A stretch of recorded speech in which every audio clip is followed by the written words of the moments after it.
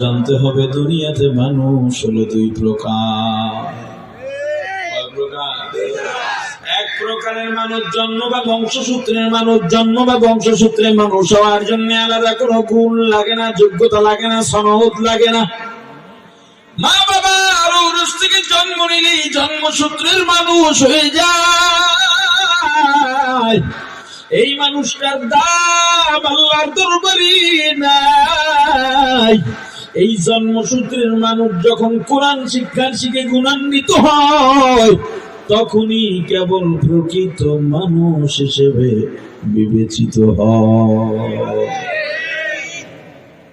কোরআন শেখার পরে মানুষ আসলে মানুষ হয়। এখন মানুষ যখন জন্ম হয়, জন্মের আগে কথা শিখে না পরে কথা বলে না। আল্লাহ বলেন কোরআন শিখে কেবল মানুষ বানাইছি, এই এরপরে কথা শিখেছি।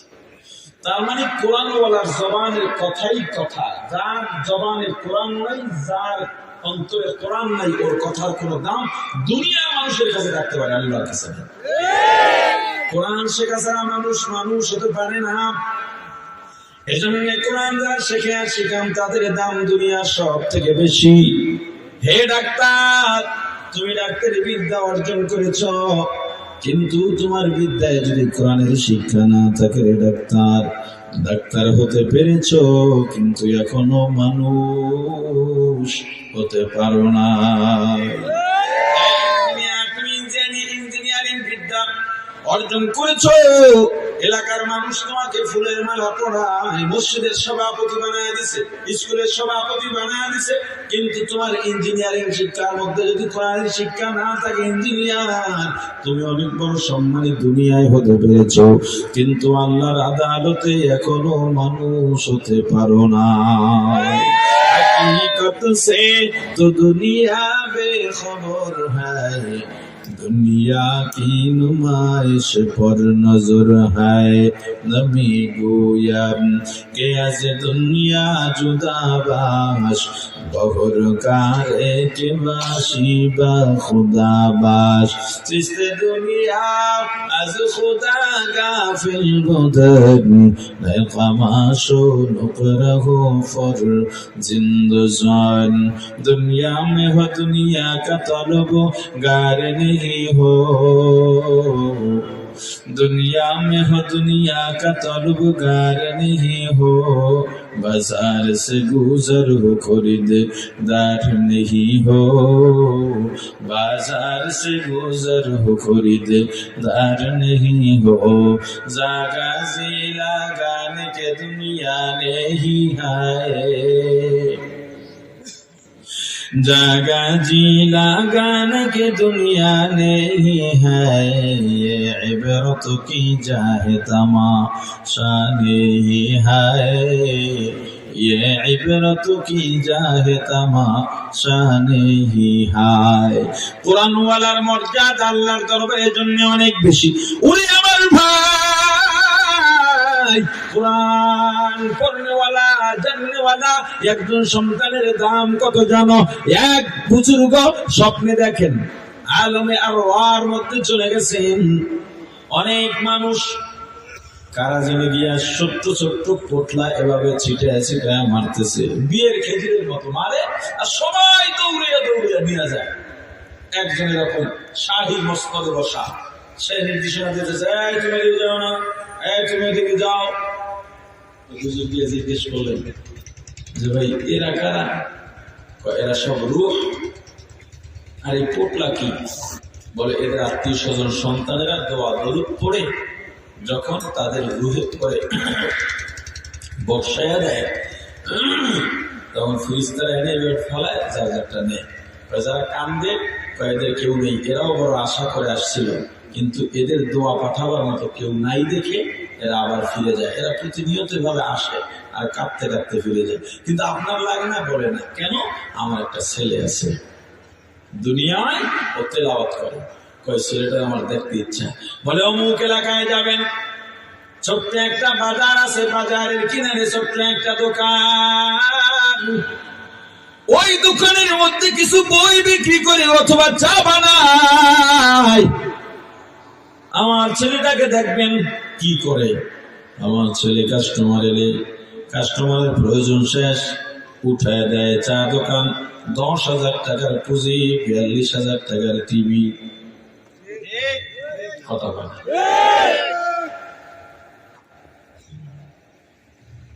তাহলে আমাদের অত বছর আসবে না, কাদের আসবে বলে? লোকজন যাতে বসে থাকে টিভি দেখে, মাঝে মাঝে একটা চা অর্ডার দেয়। আর যত গিবত আছে, যত রাজনৈতিক গবেষণা আছে, সব ওই জায়গা থেকে। এখন ওরে বিশ্লেষণ, আরে বাপ রে বাপ, ফতুয়া চাইতে এখন আর ফতুয়া ডাক লাগে না, চা দোকান থেকে বহু ফতুয়া পাওয়া যায়। খালি গিয়ে চা দোকানে সার্ভে, এই সমস্যার সমাধান কি দেখবেন, কত মুফতি সেখান থেকে ইনস্ট্যান্ট কত মুফতি পাওয়া যায়। আল্লাহ ঘুম ভেঙে গেছে, উনি খুঁজতে খুঁজতে গেলেন, দেখেন হ্যাঁ স্বপ্নে যা দেখছেন বাস্তব পেয়ে গেলেন। উনি দূর থেকে লক্ষ্য করলেন কাস্টমার চলে যায়, এরপর ছেলে কোরআন নিয়ে পড়া শুরু করে। কোরআন ওদের কি কিছু হয়েছে না? আমার বাবার পড়াশোনা খারাপ ধারণা, উঠে একবার চলে যান, মনোযোগটাও কি আশ্চর্য ব্যাপার। ওদিক কেন টাকা গেছে না? আজিব লাগে।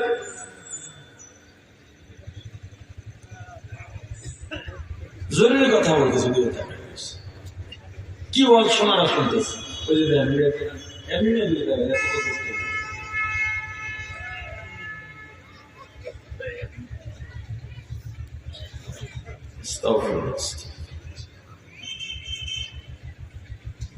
কোরআন পড়তেছে, আবার কাস্টমার আসে, কোরআন দেখে আবার তাড়াতাড়ি কাছে আবার কোরআন।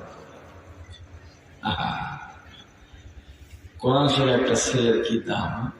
ওই মা বাবার কপাল কত ভালো, ভাগ্য কত ভালো, নসিব কত ভালো, যেই মা বাবার সন্তান কোরআনের আলেম, কোরআনের হাফেজ, মসজিদের ইমাম, মাদ্রাসার শিক্ষক। আরেকদিন আবার আল্লাহ একই স্বপ্নে দেখলেন। আজকে দেখেন ওই সিংহাসনে আরেকজন, আর ওই সিংহাসনে আগে ছিল দৌড়ের উপরে আছে। বলে ব্যাপার কি, আমার ছেলেটার দুনিয়ায় নাই। দিনদার ছেলে মেয়ে থাকলে লাভ না কোথায়? বুঝলেন না? প্রাণের ভাই আমার, আপনি তো দুনিয়াদার সন্তান পেয়ে বড় গর্ব করেন। রিক্সাওয়ালা রিক্সা চালায়, মাথার মধ্যে টুপি, মুখের মধ্যে দাড়ি, গায়ের মধ্যে জুব্বা, এমন রিক্সাওয়ালা আছে না নাই? এই রিক্সাওয়ালা তাহলে তুমি কেন পারবা না? রিক্সাওয়ালা রিক্সা চালায়, হাতের মধ্যে হ্যান্ডেল ধরা, পায়ের মধ্যে পায়ে প্যাডেল মারে, জবানের মধ্যে আল্লাহর জিকির আছে না নাই? এলাকার মহাজন হাত বানাইছে, রিক্সাওয়ালা নিয়ে যাও। রিক্সা উঠে রিক্সা চালায়, জবানের মধ্যে জিকির, আর রিক্সা চালায় প্যাডেলে প্যাডেলে জিকির, প্যাডেলে প্যাডেলে জিকির। এই রিক্সা চালানোটাও তার ইবাদত হয়ে যায়। গন্তব্যে গিয়ে নামার পরে মহাজন টাকা বের করতেছে, টাকা দেয়, ভাড়া দেয়। মোল্লা ভাড়া কত?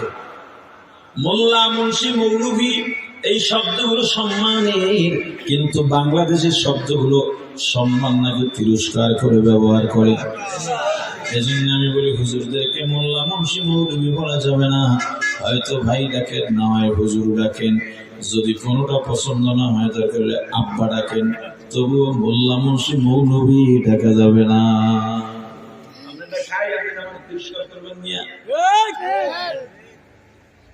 সিন্নি খাইলে কারি ছিলেন, মোল্লা ছিলেন। মোল্লা ছেলে মেয়ে কয়জন? মনে বড় তৃপ্তি নিয়ে রিক্সাওয়ালা বলতেছে, হুজুর স্যার মহাজন আমার 2টা ছেলে। কি করে? বড়টায় হেফজ শেষ শুনাইতেছে, ছোটটার 20 পারা হয়ে গেছে, দোয়া করবেন। মহাজন মাথায় হাত দিয়ে জিব্বা 3 হাত বাইর করে, কি করছে এটা, কি করছে? নিজে তো জীবনটা শেষ রিক্সা চালাইয়া, ছেলে 2টাকেও মাদ্রাসায় পড়াইয়া ভবিষ্যৎটা নষ্ট করে দিলা। রিক্সাওয়ালার মনে বড় চোট লাগছে। চাইলাম দোয়া, বলল কি? চুপচাপ দাঁড়ায় রইছে। গরিব মানুষ, অতটা সাহসও নাই। বিনয়ের সঙ্গে আস্তে আস্তে জিজ্ঞেস করে, মহাজন আপনার ছেলে কয়জন? বলে 5 জন। কি করে?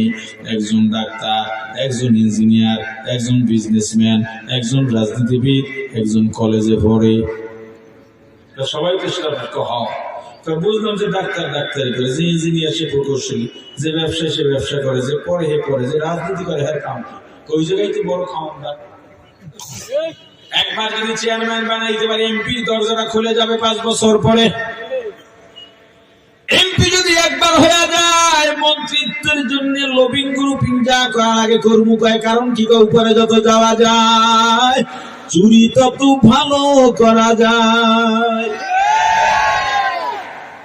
এই সোনা গরিব মানুষ বিনা সঙ্গে ডাকছেন, মহাজন আপনার 5টা ছেলে বড় গর্ব করে বললেন, বুক উঁচা করে বললেন, মাথা উঁচা করে বললেন, আমি শুধু বিনয়ের সঙ্গে জানতে চাই আপনার 5টা ছেলে আপনি মারা যাওয়ার পর একজনও আপনার জানাজা পড়াবার মতো যোগ্যতা সম্পূর্ণ আছেনি।